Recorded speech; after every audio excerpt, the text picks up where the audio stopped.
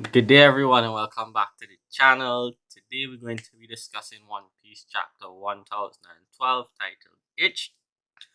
Before we begin, today is Mother's Day, so take a moment and I want to wish all of your moms happy Mother's Day.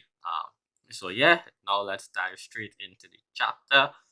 Spoiler warning, because of course, we'll be discussing it and talking about things that happened in the chapter. So, let's begin. First things first, the cover page this week is a request sent in, and the request is basically kid building a bird out of scrap metal and not realizing a bird built a nest in his hair. So it's pretty adorable, pretty adorable. Um, I like kid's robot bird though; it looks cool. Of course, he's an engineer, so interesting, interesting.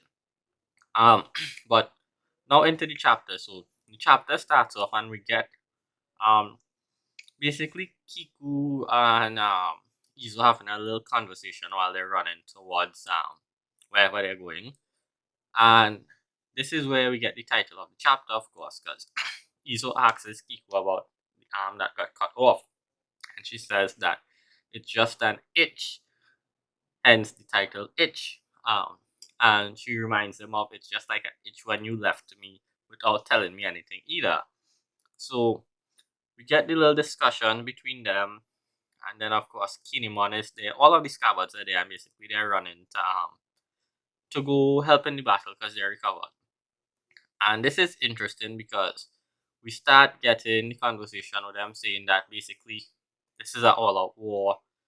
They either win or die. And this is where things begin to kind of pan out because this chapter is basically a setup chapter. And we get first things first.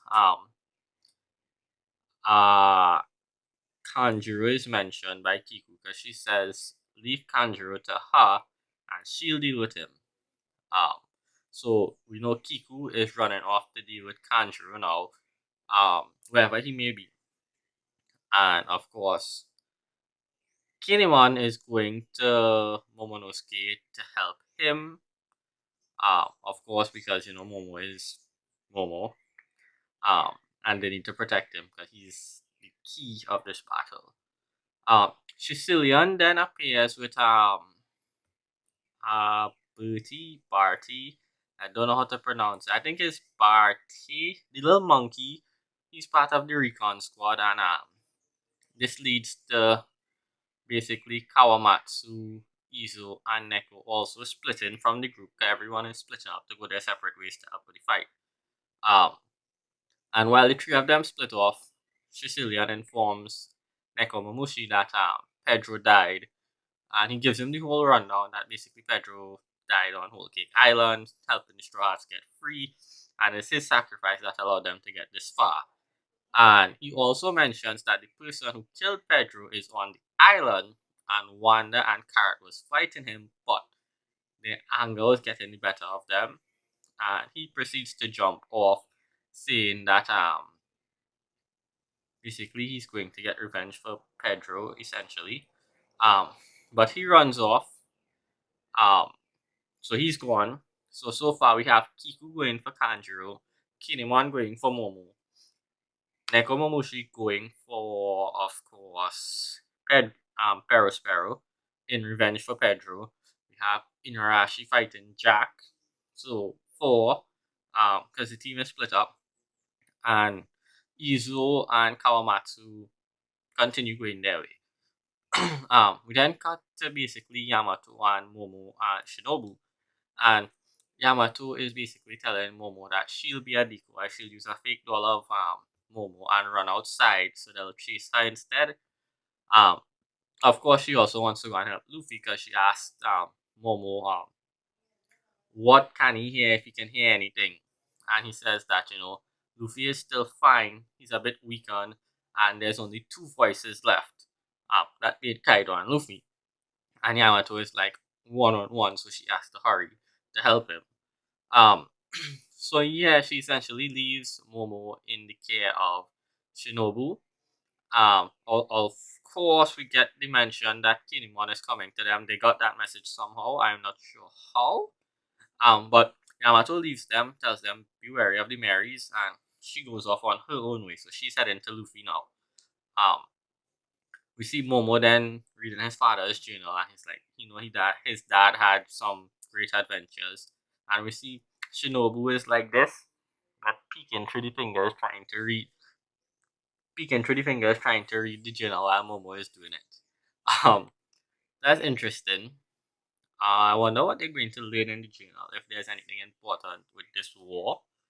Um, but yeah, we then cut to Sanji and Zoro now. And Sanji has Zoro like a big cross on his back while bandaged up fully.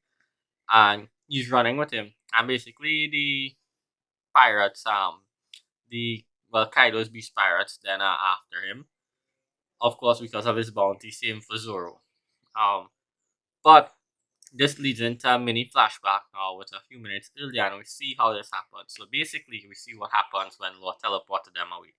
So Law teleported him, Zoro, and Zeus off the rooftop down below. And apparently he did it with some fallen debris, and they're just in the air falling. So Sanji catches them, and of course he doesn't like to touch men. So he was like, why couldn't it be women? But when they land, um, basically Law hears noise, and he's like, Big Mom is over there, and he takes off in the next direction. But Sanji's like, what's going on? Why here? Who, why? He's confused. So basically, Law tells him, Zoro has 20 to 30 bones, keep him awake, keep his head up, bandage him up. He's good. And he takes off. Next thing to notice is Sanji asks Zeus, where is Nami, or why isn't he with Nami? And Zeus takes off. So we have that going on. So maybe this is where Zeus would meet Hera. Because Zeus would go to Nami, and then Big Mom is there with Hera. So something like that. We then get with the part with Sanji and how Zoro is in this big crucifix like thing now. You basically put him in a splint, a full body splint, and bandage them up. And Sanji asks him like, how did this happen? What happened to you? And he just basically says, Big Mom and Kaido. Um, and then Sanji asks about Luffy, and he's like, Luffy is fine. He figured out something, so he's going to win. So he believes in him. And Sanji's like, he already knows that. And he's like, where should he go to set him down? Because he's trying to put Zoro down somewhere safe, I guess. And this leads to now Izo and Kawamatsu running into Sanji.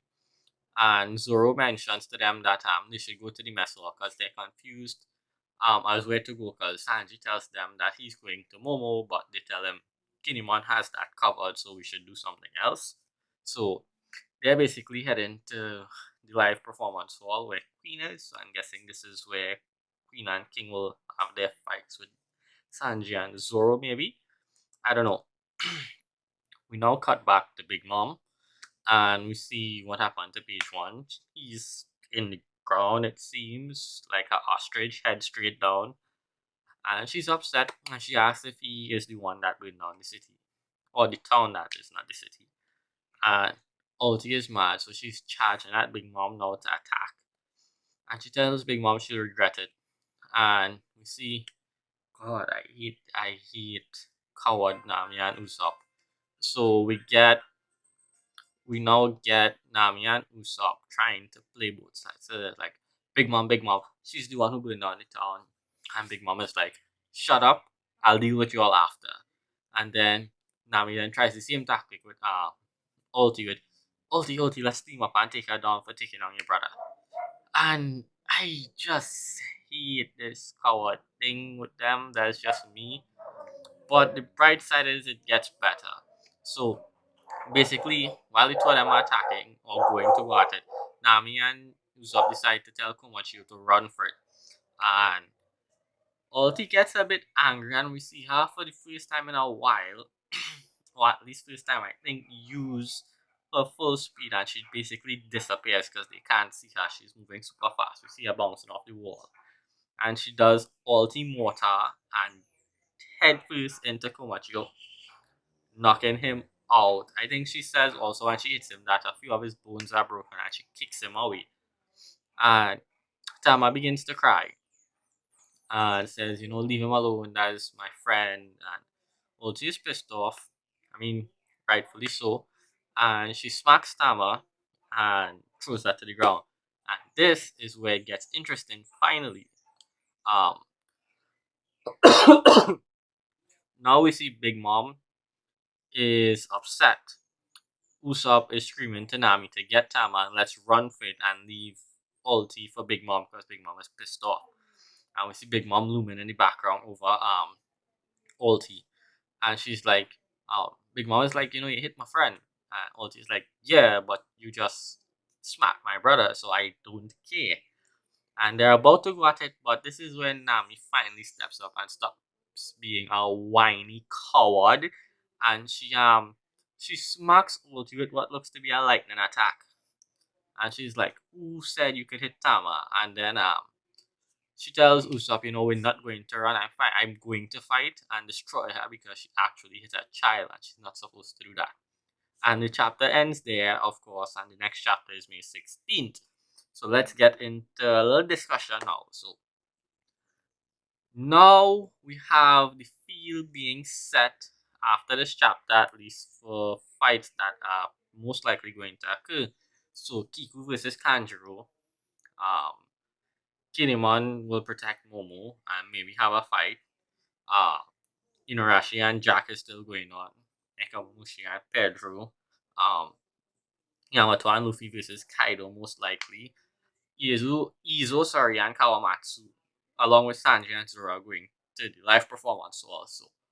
I think this is a clear indicator that they're going to arrive and Marco is going to be tired. So this is going to lead to Zoro and Sanji trying to fight off King and Queen or getting their 1v1s against them. Marco would probably heal up Zoro. Um, and that leads to that battle.